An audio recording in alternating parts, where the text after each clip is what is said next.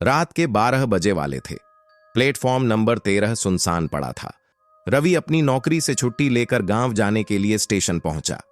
बारिश की बूंदें पटरियों पर गिर रही थीं और पूरी जगह पर एक अजीब सी नीरवता थी।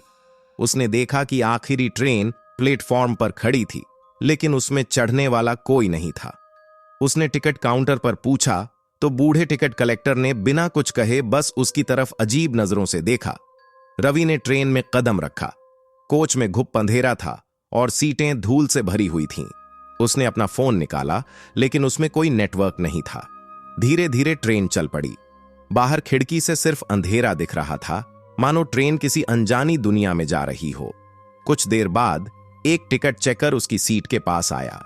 उसकी आंखें काली थीं और उसकी खाल इतनी पीली थी मानो वह कई दिनों से मरा पड़ा हो। उसने ठंडी आवाज में कहा, यह ट्रेन सिर्फ मरे हुए लोगों के लिए है।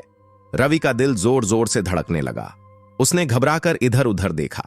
अचानक उसे एहसास हुआ कि ट्रेन की बाकी सीटों पर अब यात्री दिख रहे थे, लेकिन वे इंसान नहीं थे।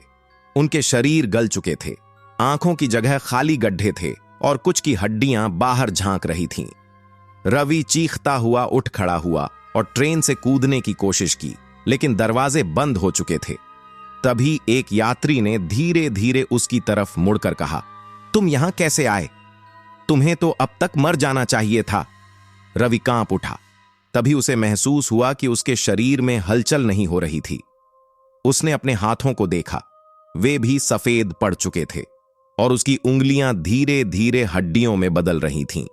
नहीं, यह नहीं हो सकता, उसने डर से चीखते हुए कहा। टिकट चेकर ने एक ठंडी मुस्कान के साथ धीरे से कहा, अब यह ट्रेन तुम्हारी भी है अगली सुबह। जब स्टेशन मास्टर ने रेलवे ट्रैक की जांच की तो उसे पटरियों के किनारे रवि की पुरानी टिकट पड़ी मिली, लेकिन ट्रेन का कोई निशान नहीं था, क्योंकि वह ट्रेन तो सालों पहले ही दुर्घटनाग्रस्त होकर खत्म हो चुकी थी। रवि की चीखें ट्रेन की अंधेरी दीवारों में गूंजकर खो गईं। उसके सामने बैठे मरे हुए यात्री उसे घूर रहे थे। उनकी सूनी आंखों में एक अजीब चमक थी। उसने खुद को समझाने की कोशिश की कि यह सिर्फ एक बुरा सपना है, लेकिन उसके हाथों की हड्डियां ठंडी सच्चाई बयां कर रही थीं। ट्रेन की खिड़कियों से बाहर अब कोई नजारा नहीं दिख रहा था, बस एक घना काला धुआं चारों तरफ फैला था। रवि ने एक खिड़की से बाहर झांकने की कोशिश की, लेकिन तभी उसकी आंखें डर से फैल गईं। बाहर रेल की पटरी पर अधजले इंसानों की परछाइयां दौड़ रही थीं। उनकी चीखें ट्रेन के शोर में घुल रही थीं। मुझे बाहर जाना है, मुझे इस ट्रेन से निकलना है, रवि चिल्लाया, लेकिन उसके शब्द जैसे हवा में घुलकर गायब हो गए। टिकट चेकर फिर उसके पास आया और बर्फ जैसी ठंडी आवाज में फुसफुसाया, तुम्हें यहां से भागने का कोई हक नहीं। तुमने इस ट्रेन में कदम रखा है, अब तुम इसका हिस्सा हो। रवि ने डर से सिर हिलाया, नहीं, मैं जिंदा हूं, मैं मरा नहीं हूं। टिकट चेकर ने धीरे से मुस्कुराते हुए जवाब दिया, यकीन नहीं आता तो जरा अपनी जेब टटोलो। रवि ने कांपते हाथों से अपनी जेब में हाथ डाला। वहां एक मुड़ा तुड़ा कागज था। उसने कांपते हुए उसे निकाला और जैसे ही उसकी नजर उस पर पड़ी, उसका खून जम गया। वह एक मृत्यु प्रमाण पत्र था जिस पर उसका अपना नाम लिखा था। मृत्यु की तारीख आज की थी। उसकी सांस अटक गई, दिमाग सुन्न पड़ने लगा। नहीं नहीं, ये झूठ है, वह चीखा, लेकिन ट्रेन के यात्री अब हंसने लगे थे। उनकी सड़ी गली हड्डियां खड़खड़ा रही थीं। ट्रेन अचानक झटके से रुक गई। दरवाजे अपने आप खुल गए और बाहर सिर्फ गहरा अंधकार था। टिकट चेकर ने रवि की ओर इशारा किया, अगला स्टेशन मृत्यु। रवि ने बाहर झांकने की कोशिश की, लेकिन तभी किसी ने उसके कंधे पर हाथ रखा। उसने मुड़कर देखा और उसकी चीखें उसके गले में ही घुट गईं। वह खुद खड़ा था, लेकिन उसका चेहरा मरा हुआ था। आंखें खाली थीं और होठों पर एक भयानक मुस्कान थी। अब तुम्हारा सफर पूरा हुआ रवि, वह परछाई बोली। और फिर ट्रेन में अंधेरा छा गया। अगली सुबह रेलवे ट्रैक पर कुछ मजदूरों को रवि की लाश मिली। उसका चेहरा डर से विकृत हो चुका था और उसके हाथ में वही ट्रेन की टिकट थी।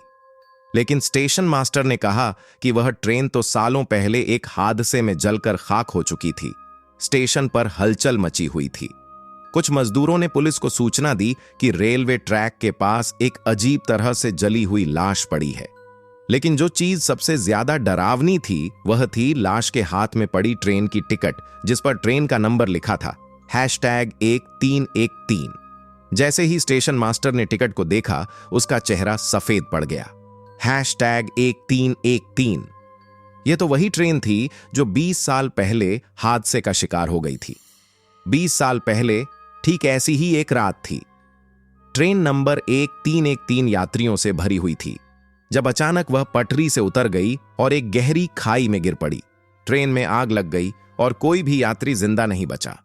उस दिन से कई लोगों ने दावा किया था कि उन्होंने उस ट्रेन को स्टेशन पर आते हुए देखा था, लेकिन वह बस कुछ पलों के लिए दिखाई देती और फिर गायब हो जाती। स्टेशन मास्टर ने कांपते हाथों से लाश की जेब में पड़े पहचान पत्र को निकाला। नाम पढ़कर उसकी रूह कांप गई। रवि शर्मा, लेकिन यह नाम तो मुझे याद है। उसने खुद से बड़बड़ाया। उसने रिकॉर्ड्स चेक किए और एक पुरानी लिस्ट निकाली। यह उन लोगों की सूची थी जो ट्रेन नंबर 1313 के हादसे में मारे गए थे। सूची के आखिरी नाम को पढ़ते ही उसका दिल थम गया। Ravi Sharma, seat number 47। मृत स्टेशन मास्टर के हाथ से लिस्ट गिर गई। रवि फिर से जिंदा। रवि की लाश को अस्पताल ले जाया गया, लेकिन वहां पहुंचने से पहले ही एक अजीब घटना घटी। रास्ते में एम्बुलेंस के शीशे में किसी ने परछाई देखी।